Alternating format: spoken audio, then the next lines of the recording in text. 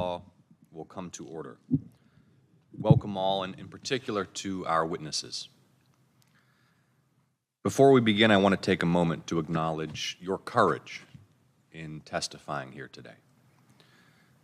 I appreciate, the committee appreciates, the Senate appreciates, the state and the nation appreciate what it takes for you to be here, addressing deeply challenging and personal subjects in a public forum like this. I want to advise those in attendance and those tuned in online that this subject matter is sensitive and troubling, and listener and viewer discretion are advised. In February of this year, as chair of the Human Rights Subcommittee, I launched an investigation into state prison and jail conditions for pregnant and postpartum women.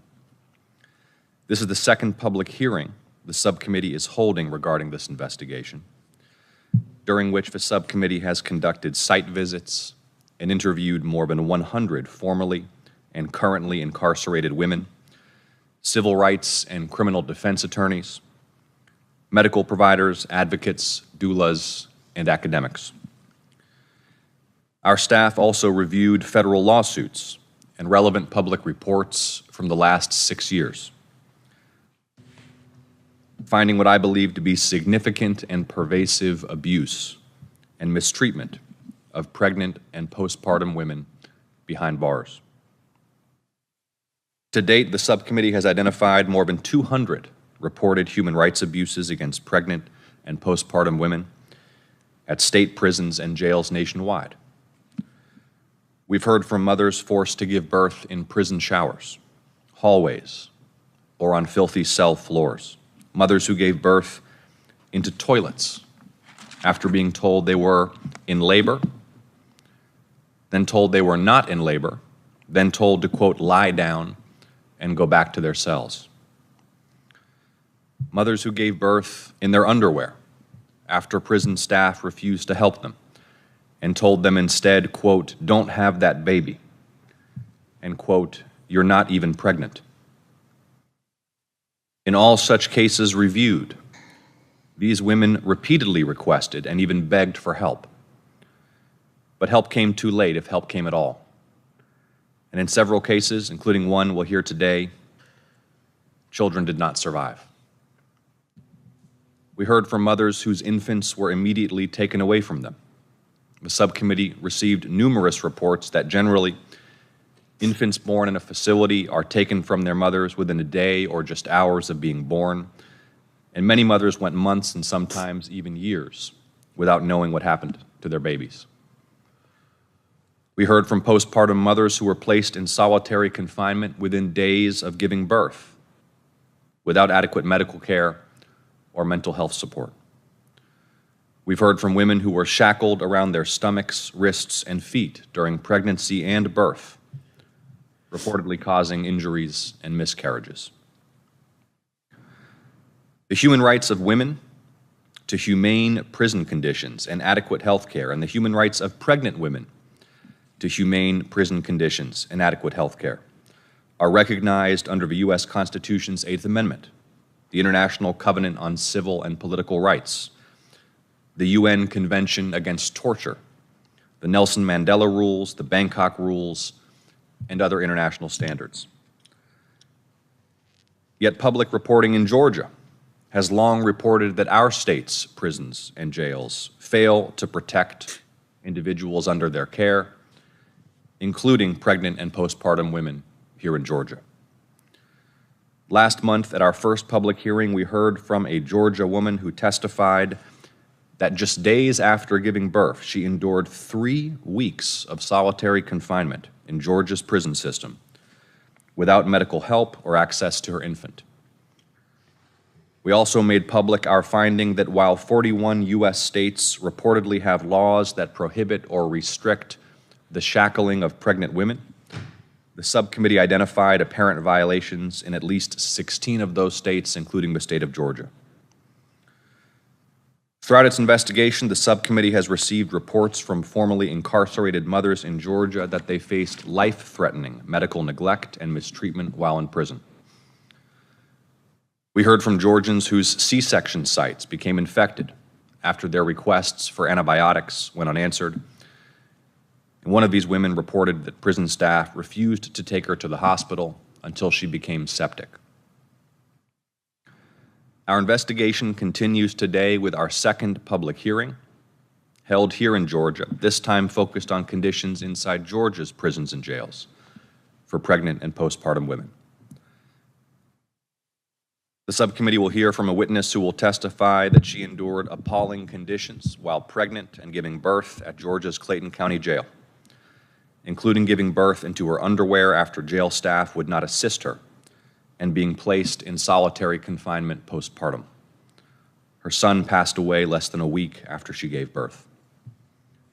The subcommittee will also hear testimony from a doula and an advocate who can speak to the conditions faced by pregnant, incarcerated women in Georgia and whose organizations provide services for incarcerated pregnant and postpartum women throughout the state. This is an active and ongoing inquiry, and our subcommittee will continue to investigate human rights violations against pregnant and postpartum women in Georgia's prisons and jails and nationwide. Before we turn to our witnesses, I'd like to take a moment to thank Fulton County Chairman Pitts, the Fulton County government team, including Fran Phillips Calhoun and her staff, for facilitating our use of this facility today. And I'll now introduce our witnesses. Thank you again so much for joining us today.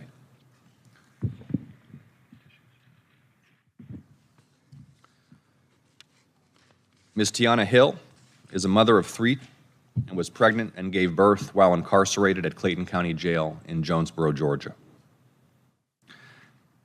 Ms. Tabitha Trammell is the founder of Women with a Plan, an organization providing doula services to women incarcerated at the Gwinnett County Jail in Lawrenceville, Georgia. Ms. Dominique Grant is the Campaigns and Operations Manager at Women on the Rise, an organization focused on issues concerning women behind bars in Georgia. Before opening statements, we'll swear in the witnesses. I'll remind you that you're under oath testifying before the United States Senate. If you would all please rise and raise your right hands. Do you solemnly swear that the testimony you are about to give before the subcommittee is the truth, the whole truth, and nothing but the truth, so help you God? Yes. Let the record reflect that all witnesses answered in the affirmative. You may take your seats, please.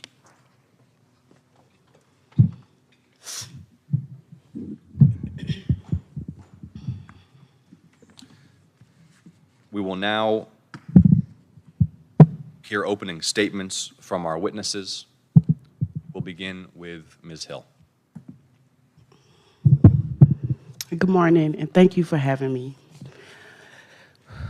Hi, my name is Tiana Hill. I'm from Atlanta, Georgia, and I'm a mother of 3 beautiful girls. I was incarcerated at Clayton County Jail for about 7 months. I didn't know what was about to happen to me.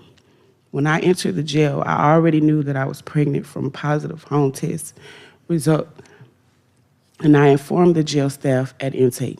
I was taken to intake to take a pregnancy test. After taking that test, the jail staff congratulated me and said that I was not pregnant. Even so, towards the end of the first month at jail, I was still missing my cycle. I took another pregnancy test, but at this time, the judge staff would not tell me the results. I started telling my other cellmates, that I was pregnant. The safety and protection of my baby was important to me and my main concern. Ms. Hill, may I suggest that you move the microphone a little Closer. Okay. About 50 times, I told the jail staff I was pregnant. Although I asked again and again for a pregnancy test and medical care from the jail staff, I was ignored from October until November. This time felt infinite and long. In November, a member of the jail staff finally asked me if I was pregnant, and I responded saying that I believed so because I had not had my cycle since I was incarcerated. No jail staff ever addressed my concern. Around the end of December, I went into early labor from the night of December 29th to December 30th, 2019. I started peeing blood. Immediately, I asked the jail staff officer, who I believe was a lieutenant, if he could take me to medical care. But he just called more staff instead. When they arrived at my cell, the jail staff supposedly checked my records in the jail system and said, "Ma'am, you're not pregnant." They told me that all 4 other tests on file to date confirmed that I was not pregnant. I started crying. I knew I wasn't crazy and that I was pregnant. I could feel my baby moving. My cellmate had seen the baby move. The jail staff, they could not do anything, so they left me in my cell. The pain was unbearable. I knew I was in labor. I'm sorry. My cellmate was panicking because she also knew and started saying, "I do not know how to deliver a baby. I don't know what to do." She was hysterical, crying and banging on the door. My cellmate was panicking.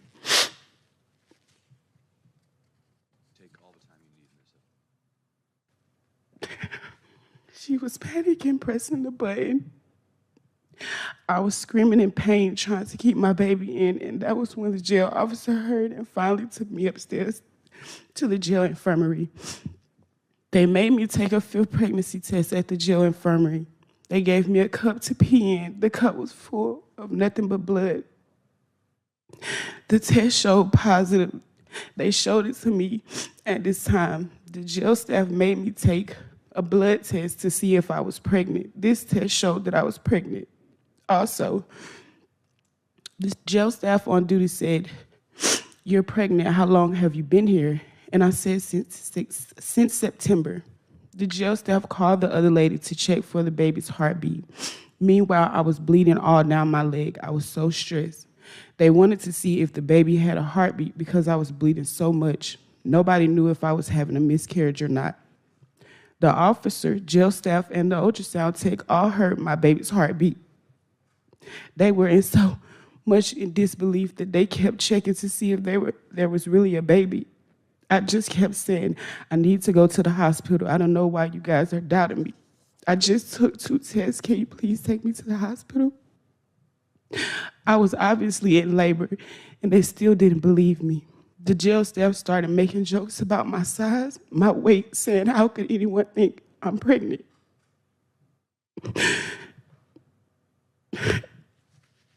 It was humiliating. And instead of taking me to the doctor, they held me in the jail. I had to lay on a hard metal bed while going through labor pain. While I lay in the jail infirmary, I felt the tip of my baby's head coming out. The jail infirmary staff came in. He just watched me looking at me in my underwear and just told me not to push the baby, but my baby kept coming. There were male inmates freely passing by, just watching me writhe in pain and scream as I was having my baby. It was like the people were looking at a concert almost. They were just standing at the door looking, and I'm stuck naked with my legs wide open. I felt faint, like I was going to pass out, but I could see all these people around me. My baby was born premature in my panties. The lead jail infirmary staff looked at my panties and started to panic. The jail staff told me nothing. Wrapped my baby in my dirty sheets and left. Paramedics eventually came and got me and took me to the hospital. My baby was in the NICU. They allowed me to see him, but I was handcuffed to a wheelchair. I felt like that I was wrong. I did not like that, and it wasn't necessary at all. That was it. That was all the time that I had with my son. They took me back to the jail 2 days later. I wasn't allowed to call my family that day or have my mom to come visit the baby at the hospital. They put me back in general population the next day, then without any explanation told me I was being moved to suicide watch. I was so sad about this. I was actually feeling a little bit better because my sister was incarcerated with me, and it was helpful to see some family. The jail wouldn't give me any information about my baby once I left the hospital. For the first 4 days of his life, he was okay. I was able to call the doctor, but then on the 5th day of his life, my birthday, the mental health unit at the jail suddenly told me that my baby passed away. They wouldn't give me any information as how it happened. I didn't know. I still don't know, and I don't know where my son's remains are. And instead of giving me mental health support, the jail just put me into solitary on suicide watch. This shouldn't happen to any mothers. Ever since I arrived at that jail, no one listened to me. They didn't care, and they did not care about my baby. The jail just assumed if I'm there, I'm not a good person. No woman who is pregnant should have to go through this. Thank you. Thank you, Ms. Hill, for your testimony. Ms. Trammell? Good morning, Senator Ossoff and the Subcommittee on Human Rights. Thank you for hearing my testimony today and for making me feel that my voice is important. My name is Tabitha Trammell. I was born and raised in the city of Atlanta. I'm the founder of Woman with a Plan, a nonprofit organization that serves incarcerated women and girls. These women and girls are referred to our organization, and they are primarily incarcerated in Gwinnett County Jail. Much of our work entails full spectrum doula services. A doula is a person who has non-medical training, but is present throughout the pregnancy and birth to support clients and advocate for their needs. Each year, Woman with a Plan usually serves between 300 to 350 women and girls with supplies, doula services, and referrals. This organization was birthed from my own lived experience in jail and in prison while pregnant 40 years ago. Throughout my pregnancy, I was in so much pain. I was always hungry because the jail and prison staff would never give me enough food. The guards took out their frustration on us if we asked about the times that the snacks should be given out or if the food was delayed, and it was often delayed, which is torture when you're eating for two. If those of us who were pregnant didn't act a certain way, we were also punished. I was threatened with solitary confinement if I complained about being in pain or needing to see a doctor. I was placed in solitary confinement repeatedly. I estimate 150 times, mostly when I was in my postpartum recovery. In solitary, I felt extremely depressed and suicidal because my body was changing. So I just cried, and I was always feeling hopeless. I was unaware that I had postpartum depression and wasn't screened for it. I cried and I kept ringing the buzzer for medical help, but that only delayed my food and delayed me getting period products. Unfortunately, I've been working with incarcerated women and girls at the Gwinnett County Jail and other jails for the past 6 years, and they are still having the same exact issues that I experienced. The women and girls I work with tell me all the time how no one responds when they are feeling nauseated. When they ask for medicines that can stop the nausea, no one brings them anything. Some of the ladies will call and tell me how they are in pain from hunger. Many of these women have no support outside the jail, and since commissary items cost money, they can't afford to buy snacks. Woman with a Plan helps educate these women on how to use commissary items to form a healthy diet for pregnancy and serves as a liaison between the women and the jail staff to get them enough food, but it isn't enough. They are also supposed to receive supplemental nutrition. While the jail has a system where they give snacks in between meals for pregnant women, the food is usually late, expired, or doesn't come at all. And if the women say anything about it or write a grievance, the staff will retaliate by placing them in solitary confinement. Sorry. The jail staff's attitudes toward pregnant women are sometimes hostile. The pregnant and postpartum women fear retaliation. When the women file a complaint, the staff treats you very differently. They try to make outcasts of women who complain. For example, I have seen the staff tell the other pregnant women and authorities at the jail she's always making trouble, when in reality, a woman simply asks for extra blankets because she's cold.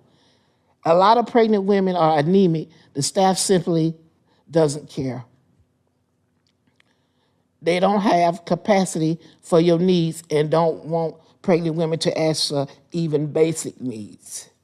Additionally, the postpartum period is extremely challenging for women who are incarcerated.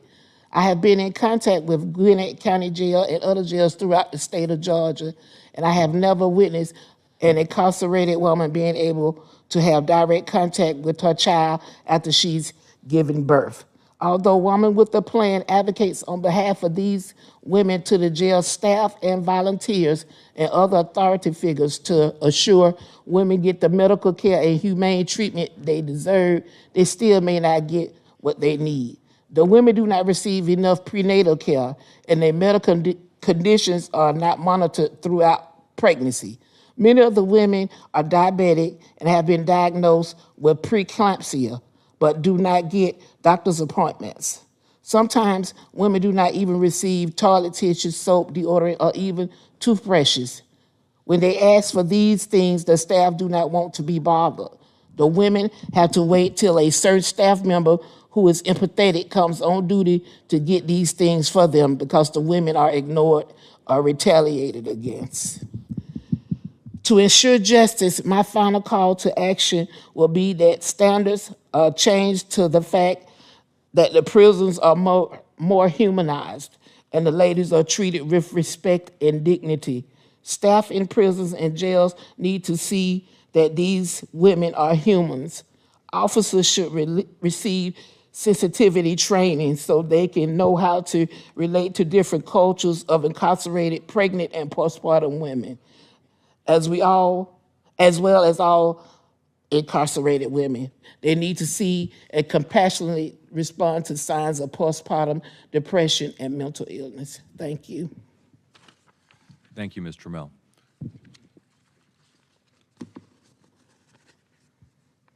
Ms. Grant. Good morning, everyone. I'm Dominique Grant, the Campaign and Operations Manager for Women on the Rise, Georgia. Women on the Rise is a membership-based organization led by Black women who are impacted by the legal system. We work closely with women inside of jails and prisons throughout the state of Georgia, including pregnant and postpartum women. Our purpose is to bring about changes to the way the legal system sees and treats women inside prisons and jails. My journey into this work began with my personal experiences. My father's repeated incarceration and my mother's determination to change a system that punishes mental health and substance use disorders.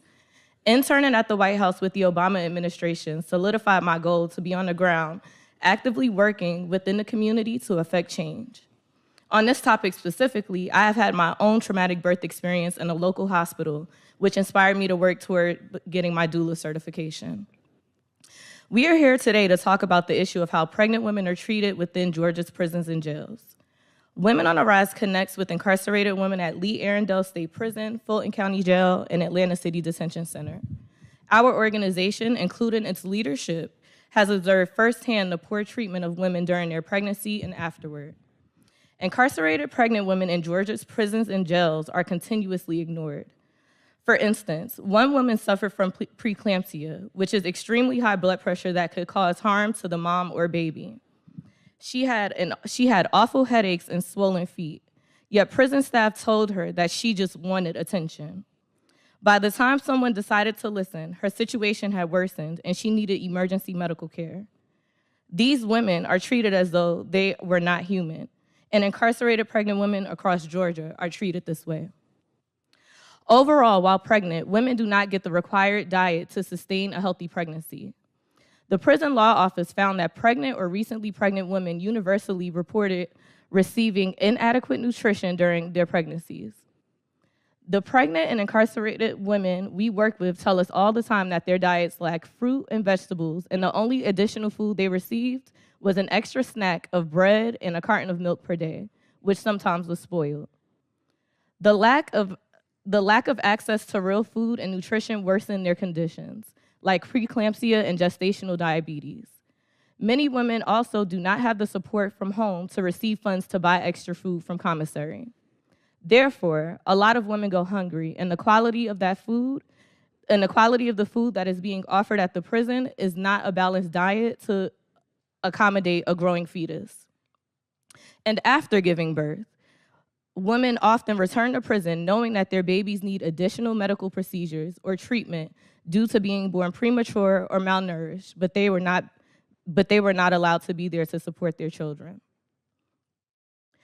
Not only are women ignored during pregnancy, prison guards also ignore them while they are in labor.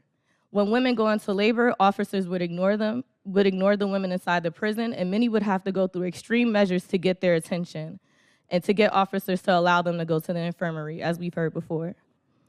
We once worked with an incarcerated woman who was in labor during a lockdown, and the guards ignored her yells for help.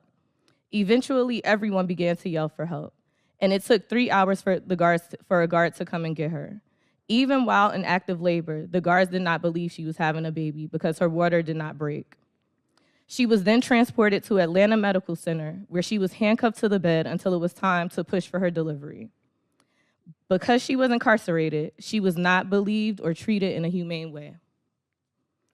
When these women give birth inside the prison or at a hospital, they are alone or with strangers during a very vulnerable time. After giving birth, a new mother has a few hours to bond with their child, but how long she has depends on the guard's attitude. Then she must turn her newborn baby over to her family, or most of the time to foster care. Once the child is taken away, the mother waits to be taken back to the prison, typically up to 2 days. While she waits, she is often handcuffed to the bed. This happens for most women that we work with. The lack of bonding time creates a wedge between a mother and child, and many studies have shown that the bonding time is crucial in the first few months of pregnancy. When returned to prison, the new mothers are depressed and despondent due to just giving birth and having to turn over their child. They are never screened for postpartum depression. Women have been put in solitary confinement if they have had to have a C-section, while other women have been placed back into general population where they are vulnerable to conflicts or even physical fights that could be fatal. Not only do they endure the mental anguish, but the physical pains of giving birth, but they are barely provided with Tylenol for the pain. Prison staff will give them a handful of pads, but don't provide any others after that. Women have had to make pads out of tissues and sheets to help themselves and others through. Reunification for these women and their children is also extremely difficult. A baby cannot transport itself to a hospital, and coordination with the current caregiver for visits can be difficult. The facilities also do not have areas that are family and child-friendly. Along with the basic challenges of reentry, like finding housing and employment, mothers are either forced to fight for custody to get their children back or put in positions where their child is given back to them immediately and they do not have the resources. Part of the work we do at Women on the Rise Georgia is ensuring that mothers are stable through employment, supportive services, and a sisterhood to make healthy mothers. We all know that pregnant women require special care during and after pregnancy. We ask that we start to recognize incarcerated women as human. These women are mothers, daughters, sisters, aunts, and even grandmothers. Thank you. Thank you, Ms. Grant, Ms. Trammell, Ms. Hill, for your testimony.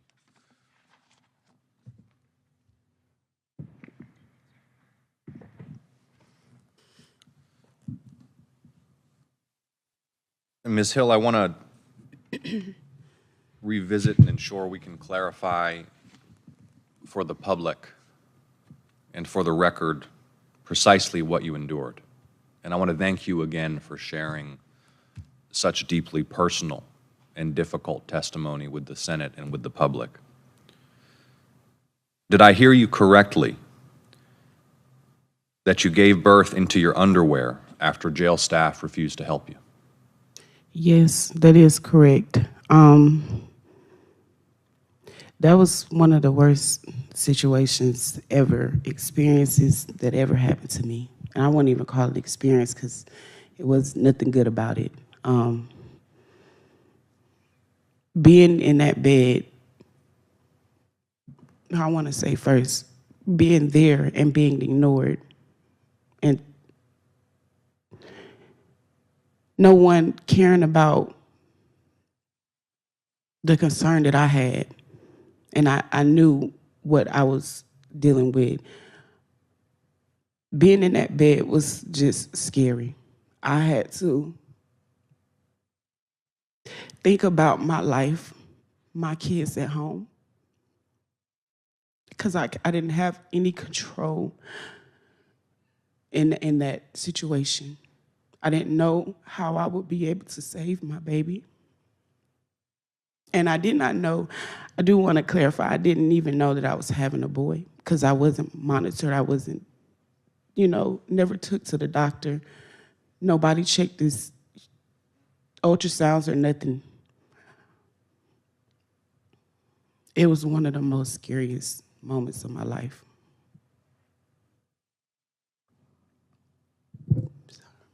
And I'd like to ask our technical staff if we could just to raise Ms. Hill's microphone for her comfort so she doesn't have to continue to raise it manually. So we'll take a moment to allow that. Is Mr. Schwartz available? Oh.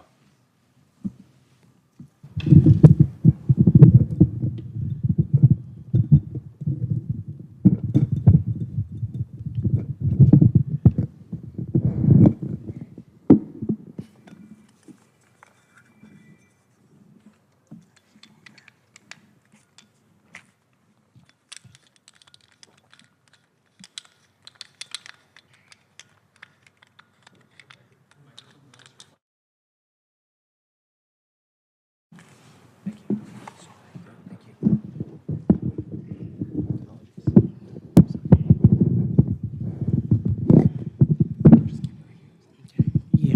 Pardon the interruption, Ms. Hill. And Ms. Hill, did I understand that mere days after you gave birth, and shortly after being taken back to the jail, you were placed on suicide watch without access to your infant? Can you describe that experience to us? Yes. So I was just having, it was just like a regular day, and I was called out of my room for I don't know what reason it was, and told that I may need to go to suicide watch and that they would have someone to come and talk to me. No one came and talked to me, but they did put me in suicide watch. I was there left by myself for 24 hours. I was supposed to have an hour of time to come out and, call my family or whatever may needed to be done. I never was given that. I was put in that room and forced to listen to people screaming, banging on the wall, being denied any type of pain medicine as far as my, the pain that I was going through after birth. I wasn't given no pads or nothing, any of that. I had to use tissue.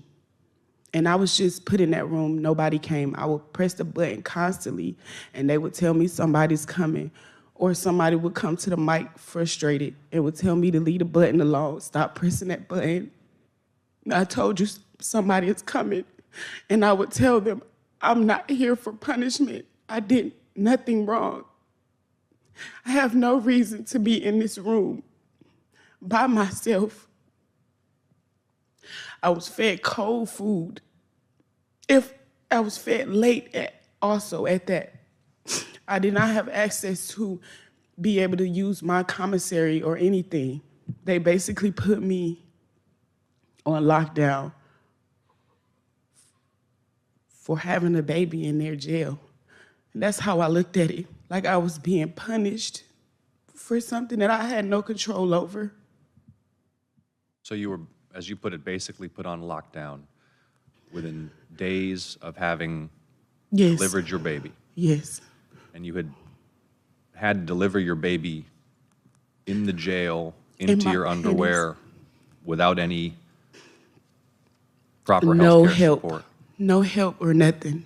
I begged the staff, the jail staff, the lead medical staff, I begged him to help me. It was never, no one helped. They just looked at me and told me, I'm gonna need you to not push that baby. Don't push that baby out. After having been told repeatedly throughout your pregnancy, I told them multiple times, officers, lieutenants, everyone, most of my cellmates knew. People visibly see my stomach move. I was gaining weight over time. Some of the officers even asked, like, you eating a lot, ain't you? Like, because I was getting real big. how many times were you told by the jail staff that you were not pregnant during the period when in fact you were? I want to say over 10 times. I got to a point where I just stopped trying to tell them because I didn't want anything to happen to me. I didn't want to be punished for basically trying to get their attention and let them know what's going on with me. It came to a point where I had to figure out how to keep my baby safe on my own. But having been repeatedly told that you were not pregnant when in fact you were and you knew you were, Yes. you would have been unable to receive the kind of care, prenatal care necessary for a healthy pregnancy, correct? Yes, correct. They wouldn't, yeah, basically. And your baby was born premature Yes, in the jail. in the jail, in the infirmary, in the back of the jail, where they usually don't go back there. They send a lot of inmate workers to go back there and check on us, kind of look through the window, make sure nobody is on the floor or anything. I tried to press the call button even in that situation. No, they didn't come. I had someone in the room with me, and she was doing the same thing, telling them that this girl is finna have her baby.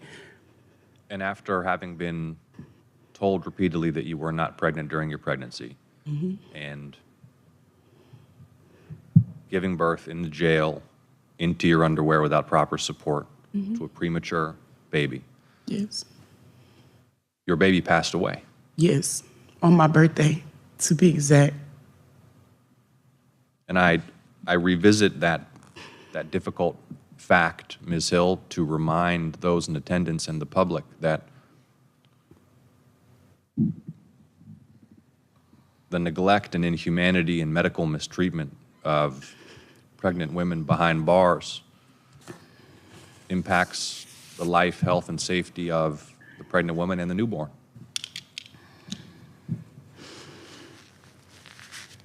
Ms. Hill, I'm so sorry for your loss and your family's loss and the trauma that you endured through this experience. How has it impacted your family? Well, I do want to say, as far as me, I'm still dealing with it today. I've been doing therapy for the last 4 years. Trying to cope with my mental health. As far as my family, we have to relive this every year on my birthday.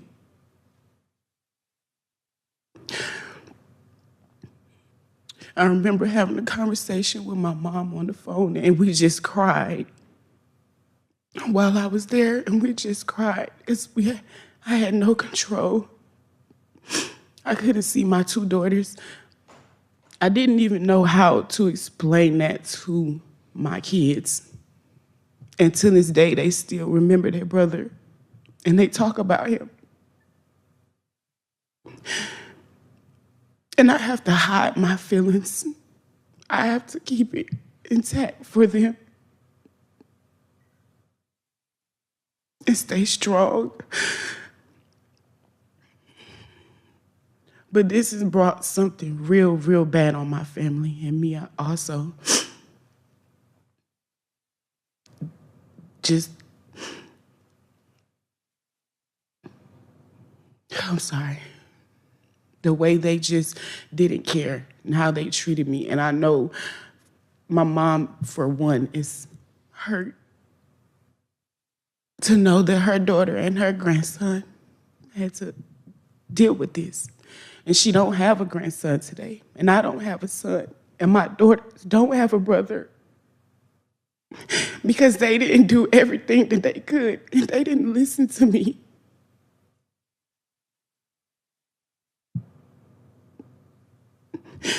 This is something that I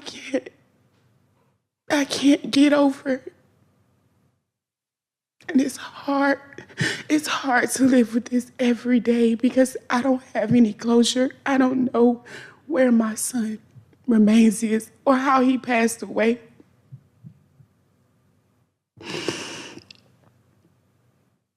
This is the worst situation that's ever happened to me. And I have to keep repeating that because I feel it in my heart. I feel it every day that someone has control to take something that I made. That was my baby. And he's not here. That's all I have to say. Thank you. Well, Ms. Hill,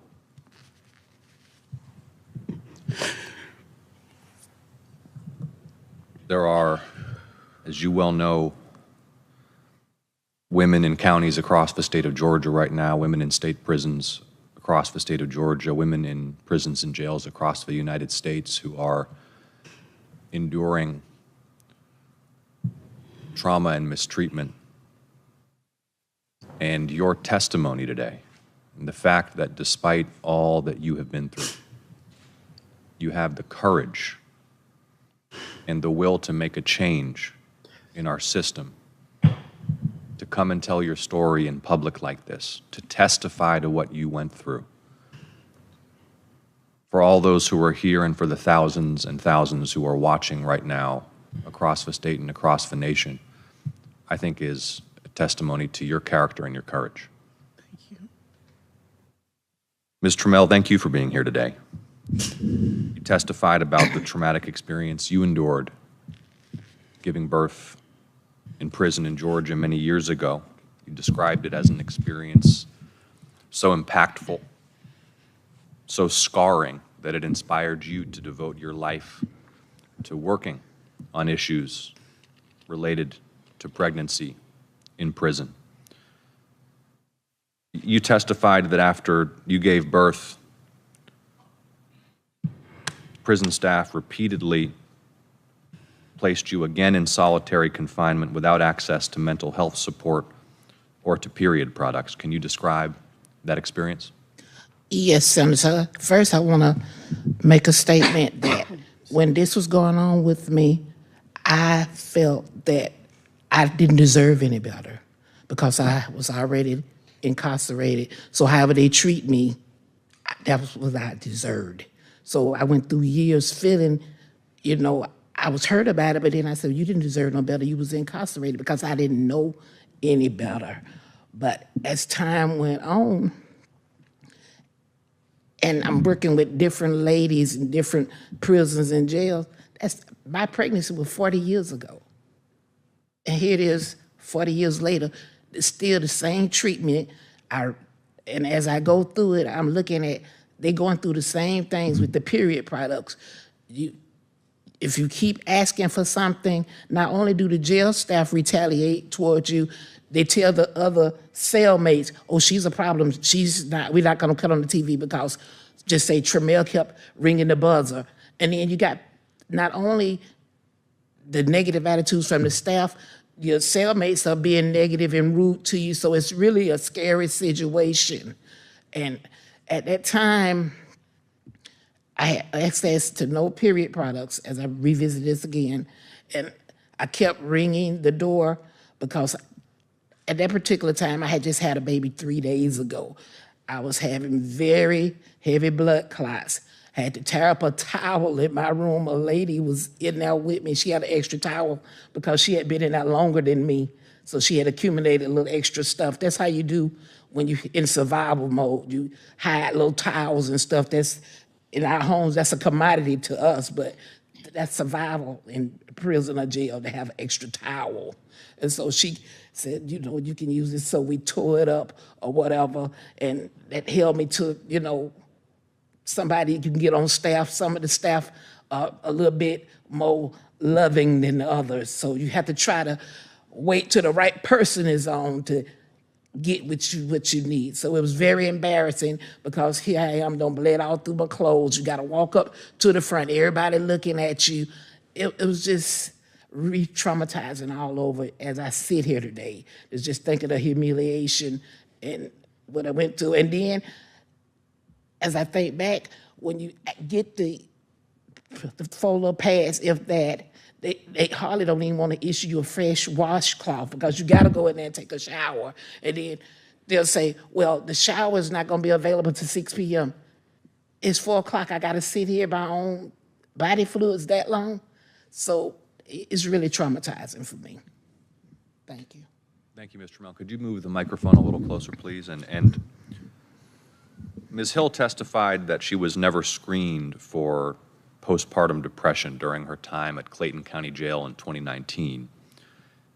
You testified, I believe, that you also were not screened for postpartum depression when you were incarcerated, correct? Yes, I testified that I was never screened, and I had all the symptoms. I constantly cried. I had the mood swings.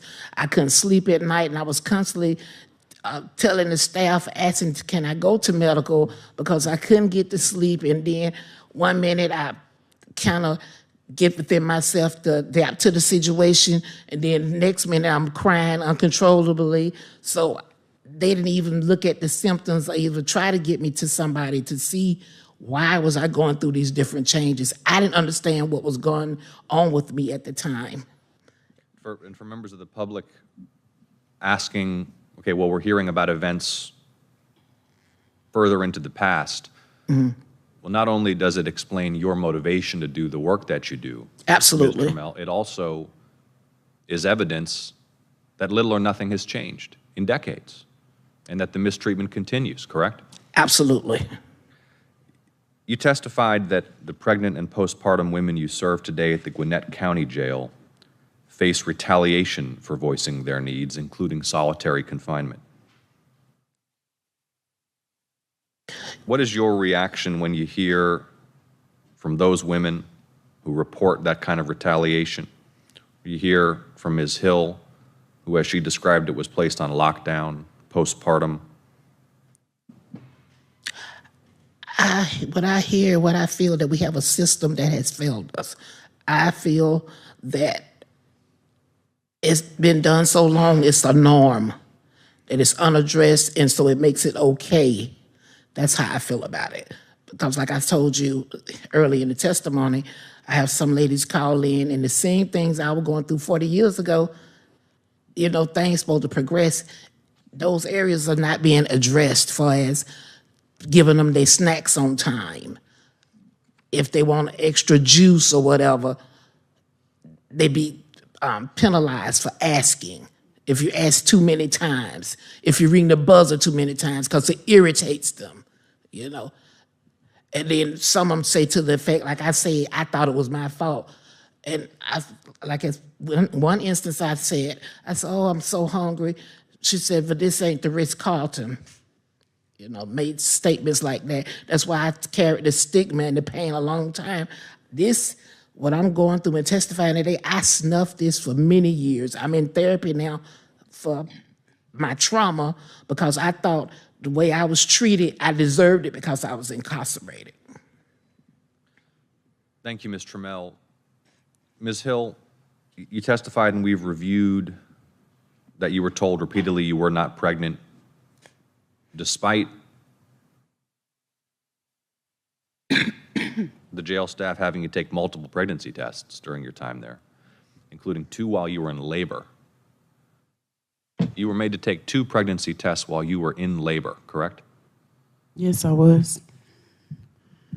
You You testified that you were bleeding when you took your 5th pregnancy test and that you could only produce blood into the test cup, correct?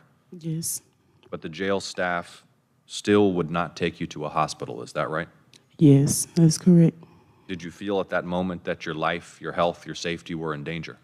Yes, I did. I did. I felt like my life was in danger at that point. I knew before that they didn't care about me being pregnant. So my son's life was already at jeopardy. I was trying to figure out how can I fix it. But at that moment, I felt like I couldn't do anything. I couldn't even walk, and I was made to get up to take another test. I couldn't walk, visibly could not walk. It was inmates also in the infirmary, in cages, begging to help me. Can I help her? No, you gotta stay in there. They was also saying, y'all need to take her to the hospital. I was bleeding so much. It was blood trails through the infirmary of me sitting in the wheelchair. It was coming from the bottom of the wheelchair. It was so much blood. And I was still told, I need you to go in that bathroom and take another test. And I was rushed. Hurry up, you're taking too long. What's taking you so long? And you were not taken to the hospital? No, I was not taken to the hospital. I was put in a room with an IV in my arm and told to stay here until in the morning when the lead jail medical staff come. Ms. Grant, thank you for your testimony today. On July 31st, this subcommittee heard at a hearing in the United States Capitol from Dr. Carolyn Sufrin that when jails and prisons don't have qualified health providers available on site, custody officers who lack medical training must decide whether pregnant women need emergency medical attention. You testified, heard powerfully testimony to a similar issue from Ms. Hill today. How does not being believed by the staff affect the health and safety of incarcerated pregnant women? Thank you for that question. I do want to start by saying, too, the woman, they were aware that she was pregnant, but they denied the fact that she was in labor. And this is something that has happened to me while not incarcerated. So you can only imagine what that would do to someone that is incarcerated and in shackles and caged. Ultimately, not being believed allows for further, and I mean, I feel so bad for reiterating, but we heard Tiana's story. When you are not believed, you are in danger, the mother is in danger, the child is in danger. There are so many things that can happen during labor. A baby can have an umbilical cord wrapped around their neck, and because you aren't believed in that moment, that very time-sensitive issue is now prolonging. There's so many situations that can happen from women not being believed, but I believe one of the biggest ones are the fact that a mother can die and a baby can die. And because these are very time-sensitive issues, you cannot determine when your baby is coming. It's almost impossible. You can't stop your baby from coming. And if someone doesn't believe that you're actively in labor, then you aren't going to receive that care, and the safety of your child is in danger, and the safety of yourself as well. Ms. Trammell, you testified that jail staff may say pregnant women are, quote, just making trouble when they ask for help. Ms. Grant, you testified that in your experience, based upon women that you've helped, guards have ignored a woman's yells for help when she went into labor, said that a pregnant woman with preeclampsia, quote, just wanted attention when she complained about her symptoms. beginning with you, please, Ms. Grant, and then we'll turn to Ms. Trammell. How would each of you describe the prevailing attitudes of staff in these facilities toward pregnant and incarcerated women? Yes. So just to clarify, we do work with these women in these facilities, but I also want to shed light to the fact that our staff have had direct contact with these women. Our leadership has served time incarcerated with these women as well. Not only do we hear the stories from the outside, a lot of these testimonies came directly from inside when they experienced their incarceration. To that point, ultimately, I'm sorry, can you repeat the question? I just want to make sure I'm How would you answering it. characterize, based upon what the work your organization has done, the prevailing attitudes of non-medical correction staff in these facilities toward pregnant and postpartum women? Got you. So attitudes in general towards people that are incarcerated is that they deserve whatever mistreatment they receive. Typically, from the stories that we've heard, correction staff are normally annoyed, irritated, bothered by the fact that there are women that need extra attention. A lot of times, the staff will make the other incarcerated women responsible for caring for these women. So typically they don't want to be bothered, and it forces everyone else to have to be involved to find ways for them to get the officer's attention, to find ways to help that woman that is going through that experience. Thank you, Ms. Grant. Ms. Trammell, could you share your view on that, please? I share the same view as Dominique. A lot of the ladies call and tell me how when they talk to staff, they are very negative, and they always voice the staff that we're understaffed, it's just me. That's only one person can do this, and they're just irritated. And you got to mind you, they're operating out of a space of not knowing, because a lot of those people, the staff don't have medical training.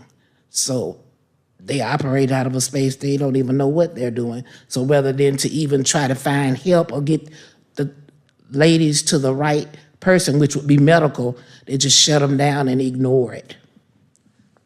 Thank you, Ms. Trammell. I thought we heard some powerful testimony from Ms. Grant about the importance of bonding. And Ms. Hill, you testified that before your child died, you had only one visit with him in the NICU, correct? Yes, I did. The hearing we held on July 31st, we heard from Ms. Jessica Umberger, who testified that after giving birth in the state of Georgia, she had just 2 hours to hold her infant, didn't see her child again, who survived, thank God, but didn't see her child again for 3 years. Ms. Trammell, do the women you serve and work with have experiences like Ms. Umberger's, like Ms. Hill's, in terms of access to their infant? Yes, they have the same experience. A lot of times, well, most of the women I serve, they don't have family support, so that's the norm. And if they do have family support, the family have a certain amount of time to get to the child for as with family services, so they can take over the temporary placement until the mother come home, whatever her case plan is. But yeah, it's no time for bonding at all. And Ms. Trammell, in the event that there's no family available, which you testified in your experience is common, typically that baby winds up headed toward the foster care system? Yes. And the head to the foster care system is not no support services. The staff, like if you want to go, the lady is already in postpartum and the baby's been taken, they don't offer any information how you can follow up or get, like a liaison to see where the baby is at. And that's another, a lot of my clients have called and told me that, asked me, where do they start at? Because the staff won't even be cooperative. And try to give them some advice of where, who is the adoption person or whatever to locate the infant. So that's a lot of stress on the mother too, going through the postpartum. They're not knowing, they don't recognize their voice or respect them, want to know where their child at. And one lady told me, said the guard even went to the fact, said, you'll have your child if you went in here. So, and that traumatized me too, like going back to my own personal situation. And if that baby is headed toward DFACS, and this subcommittee has intensively investigated the record and conduct of DFACS in the state of Georgia, we found that conditions for children in DFACS may mirror conditions of detention or incarceration in a group home, that there's been very significant sex trafficking of children from the DFACS system, that DFACS officials in the state of Georgia, according to the sworn testimony at a hearing like this one of multiple juvenile judges, suggested placing foster children in juvenile detention, in jails for children, because of a lack of placements in the system. So here we have a life beginning where prenatal care has been denied, conditions of birth may be life-threatening, no opportunity for infant to bond with mother, and then child headed into a system that we know has a record of neglect, the imposition of trauma, abuse, and worse.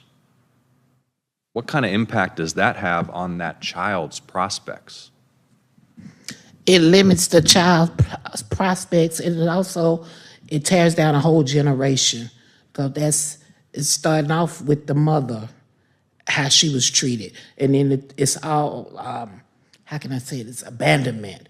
So when it speeded up to the child, when the child, it don't give them room to flourish positively, because it's all that neglect, abuse. We've been getting a lot of reports about how those group homes and the treatment in the group homes and stuff, and it's just a lot. It was just me to think about how you put it in that timeline, how it just diminishes the child. I really don't have a chance from birth on. And likely has a much higher prospect themselves of Recidivism. encounter with the criminal justice system, Absolutely. incarceration, and so the cycle Continues. Yes, I agree with that. Ms. Grant, based upon your organization's experience, can you shed some light on the impact of this denial of bonding time between mother and infant? Absolutely. We've gotten a chance to see firsthand the trauma that it leaves the child with and the mom with. A lot of times, if they don't have the opportunity to bond with them as soon as they're born, or they're not seeing them until a couple of years later, the mother is re-traumatized, because now she's going through the process of understanding that her child doesn't even know her. Along with that, they are also in the process of trying to build themselves up to be able to provide for their child. And that could break down the bonding process as well. We would hope that all women come out to housing, employment, and the necessary things to be able to get their child right away. But unfortunately, that isn't an option, and not allowing the child to bond, as it was mentioned earlier, does typically lead to children being involved in our criminal justice system. And also a lot of times reincarceration of mothers for finding ways to survive or finding ways to be able to get their child. Thank you, Ms. Grant. Ms. Hill, I'd like to offer you the last word here and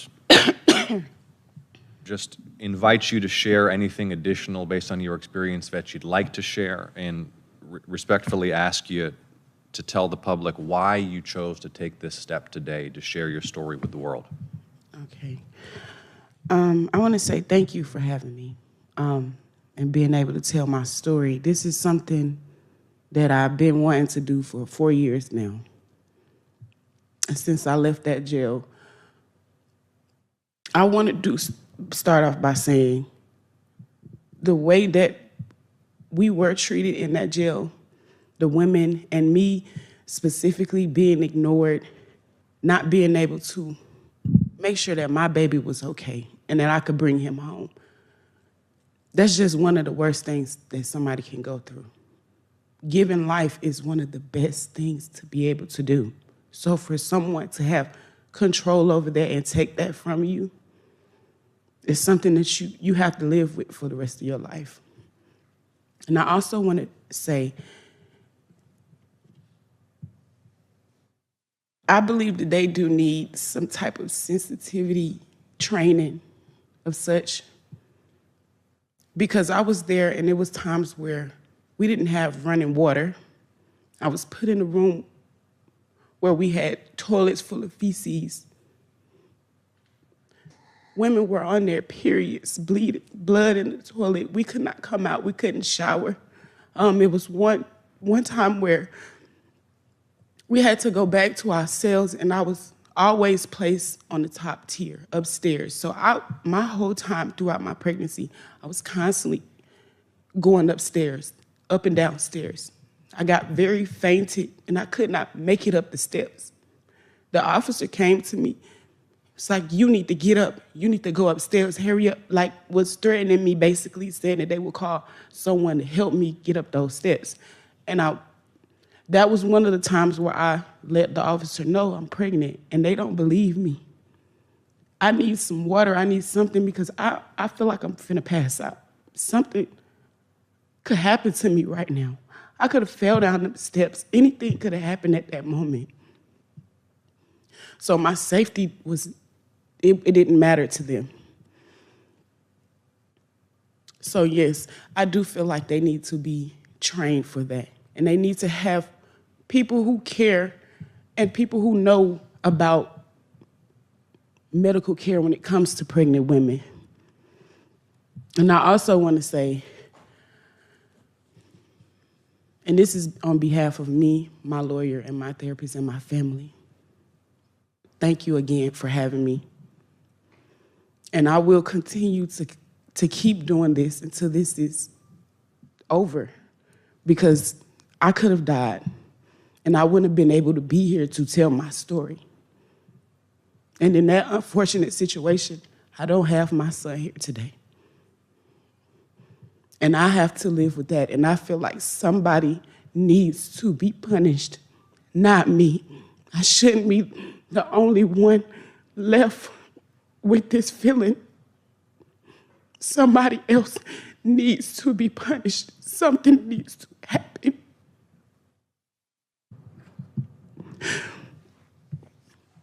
And I said, thank you, thank you. No thanks are due to me, Ms. Hill. Thank you for sharing your story. And I was reminded while you were speaking of something that Ms. Umberger said at our hearing on July 31st. She described how, as she was laying in a caged room in the basement of a hospital after undergoing a C-section, which she testified was against her will, and having had just a couple hours with her infant. This is before being taken back and thrown in solitary confinement within days of delivering, that she was just asking herself, does anyone even know that this is how we're being treated, and does anybody care? And when you come forward and you tell your story to the United States Senate, to the state, to the nation, we're working to ensure that people know what's happening. And I believe that your powerful testimony will make people care. And can I add to that? Sure. I want to add to that also. When I was able to see my son, I was shackled to a wheelchair and I was taken to the NICU. I was only given 15 minutes. And I could barely see my son because I could not stand up. He was in an incubator. I could not see my baby. I still don't know what my baby looked like. And that is something I have to live with, to not even have the memory of his face. So yes, that is one of the main things that I did want to say too. This is why I still cry to this day, like it happened yesterday. Because I don't know what he looks like. I was never able to touch him. He was wrapped up immediately once he came out of me. Well, not immediately, but he was wrapped up. I was not able to see him, touch him, nothing. And I still live with that to this day, and that is one of the main reasons why it's hard for me every day. And mainly on my birthday, because that's how I celebrate my birthday. I give it to my kids. And thank you again. Thank you, Ms. Hill. The subcommittee sustains its focus on the humanitarian crisis behind bars in the state of Georgia and the United States because this is, in my view, the most extreme civil and human rights crisis unfolding in the United States today. And only by shedding light on it, calling attention to it, demanding and enacting change will it change. We have obligations at the federal, state, and local levels to treat this with the urgency that it merits. That human beings are enduring what is clearly, in my view, cruel and unusual punishment. And I just remind the public as we close that we're talking about pregnant women and their newborn infants. And I don't know what could be a more relevant measure of a society's humanity than how we treat pregnant women and newborn babies. Yes. So thank you all for your testimony today. Thank you. The second public hearing in this ongoing inquiry into jail and prison conditions faced by pregnant and postpartum women in Georgia and nationwide. The hearing record will remain open for 1 week for statements to be submitted into the record. Questions for the record may be submitted by senators until 5 p.m. on Wednesday, August 21st, and the hearing is adjourned.